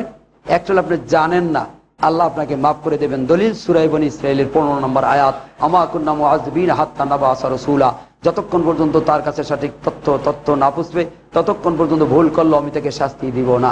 লা ইউকাল্লিফুল্লাহু নাফসান ইল্লা উসআহা, মানুষের সাধ্যের অতিরিক্ত বোঝা চাপিয়ে দেন না আল্লাহ। যেটা আপনি পারেন না, পারতেছেন না, শরীরে কুলায় না, স্বাস্থ্যে কুলায় না, ওটা আল্লাহ মাফ করে দেবেন। 3 নম্বরে, যে আপনার ভুল হয়ে গেছে, অজানা সত্ত্বে ভুল হয়ে গেছে, ওটা আল্লাহ মাফ করবেন। কিন্তু জানার পরে আপনি কি দিয়ে ভুল করবেন? কেন? আপনি জানলেন বুকে হাত বেঁধে নামাজ পড়তে হবে, এটা বড় ইমাম আবু হানিফা করলো, 4 ইমামই করলো, মুহাদ্দিসরা করলো, বড় হাদিস বুখারী তাতে আসলো, বড় নবী আমাদের নবী তাতে আসলো, বড় পীর আব্দুল কাদের জিলানী তার কিতাবে লেখা তিনিও এটা করছেন, বড় মসজিদ বাইতুল্লাহ শরীফ সেখানেও এটা আছে। এইগুলা সব বাদ দিয়ে আপনি কেন অন্যটা করতে যাবেন যেটার সাথে বড় সম্পর্ক নাই, সঠিকের সম্পর্ক নাই? সেইটা আপনি কেন করবেন? একটু বিবেকের কাছে বিবেচনা করবেন যে আমি যে সালাত আদায় করছি, বন্ধুরা আমার, বাবাজিরা আমার, আমি কিন্তু 1985 সাল পর্যন্ত ওই নাবির নিচে হাত বান্দার পার্টিতে ছিলাম। 1985 সাল পর্যন্ত বড় মাদ্রাসায় লেখাপড়া করেছি, চাঁদপুর, জাফরাবাদ, কাসিমুল উলুম টাইটেল মাদ্রাসা, বিরাট মাদ্রাসা, বড় বড় মুহাদ্দিস, 14 বছর 16 বছর বুখারী শরীফ পড়ে, এত বড় বড় মুহাদ্দিস। কিন্তু এত কিছু বুখারী পড়ার পরও, পড়ানোর পরও, পড়ার পরও, বোঝার পরও, বোঝানোর পরও ভুলের মধ্যে ছিলাম। এই আব্দুর রূপ সাহেবের সাথে 4.5 ঘন্টা বাহাস হয়েছে আমার সাথে। আমি একটা, আমার জিজ্ঞেস করে, আমি মুখস্থ আছে তাই বলি, আর ওনাকে বলি, আর পট করে হাদিস বের করে খুলে দেখায়। শেষ পর্যন্ত আমাকে একটা কথা বলছিলেন যে আপনার কাছে সিয়াসত হাদিস, মেশকাত সব আছে, আপনি একটা সত্য কথা বলবেন। বলে কি? বলে আপনি কি এইগুলা পড়ছেন পাশ করার উদ্দেশ্যে না আমল করার উদ্দেশ্যে? তাই বলছি পাশ করার উদ্দেশ্যে। সঠিক কথা বলছেন। এখন থেকে ওই কিতাবগুলো আমল করার উদ্দেশ্যে শুরু থেকে শেষ পর্যন্ত আবার শুরু করেন পড়া, তো ওর মধ্যে পেয়ে যাবেন, আমাদের কাছে আসা লাগবে না। এই কথাটা আমার খুব কাজে লাগছে যে আমার কিতাব আমাকে পড়তে বলছে, অসুবিধাটা কোথায়? আমি কিন্তু এরপরে ওই কিতাব আবার শুরু থেকে শেষ পর্যন্ত পড়ছি। কেন জানেন? আহলে হাদিস হওয়ার জন্য নয়, শুধু আমার হানাফি মাযহাব টিকেই রাখার জন্য। কি হানাফি মাযহাব নাই তার মানে? আবার কিতাবের শুরু থেকে শেষ পড়া শুরু করেছি আমার নিজের দলকে টিকিয়ে রাখার জন্য। আল্লাহর কসম করে বলি, শুরু থেকে শেষ পর্যন্ত ভালো করে তাহকিক তারকিব করে পড়েছি, কিন্তু ওর মধ্যে হানাফি মাযহাবের অস্তিত্ব পাই নাই, যার কারণে ছেড়ে দিতে বাধ্য হয়েছি। বলেছি যে আমি হাত উপরে বাঁধলাম, যদি কোনো ব্যক্তি কোনোদিন সহিহ মারফু মুত্তাসিল হাদিস দিয়ে হাত নামাইতে পারে, 100 বার নামাইতে রাজি। এই বহুত 1985 সাল থেকে আহলে হাদিসের জন্ম আমার, এই আজ পর্যন্ত, আজও পর্যন্ত কেউ হাত হাদিস দিয়ে গায়ের জোরে নামানোর চেষ্টা করছে অনেকেই, লাঠির জোরে নামানোর চেষ্টা করছে অনেকেই, কিন্তু হাদিস দিয়ে নামাইতে পারে নাই। আমার বিশ্বাস, আবার যদি নবী আসে, আবার যদি কোরআন নাজিল হয়, সেই দিন পারবে আমাদের আমল পাল্টাইতে, এর আগে পারবে না। এর আগে দলের জোরে, মনোবল, জনবল, অর্থ বলে অনেক কিছু করতে পারবে, কিন্তু হাদিসের বলতে ইনশাআল্লাহ পারবে না। বিশ্বাস করেন কিনা জানি না, গত বছর কিশোরগঞ্জে এক মাহফিলে গেছি, তো এই মাহফিল, ওখানে আহলে হাদিস কম, একদল হুজুরের আসছে আমাকে ধরা করার জন্য। ওর মধ্যে একজন হলো মুহাদ্দিস, মানে আলেম পয়দা করে, যিনি আলেম জন্ম দেয়, এইরকম একজন আসছে। এখন আইসে কথাবার্তা হতে হতে, তা আমি বলছি, হুজুর একটা সত্য কথা বলবো। বলেন।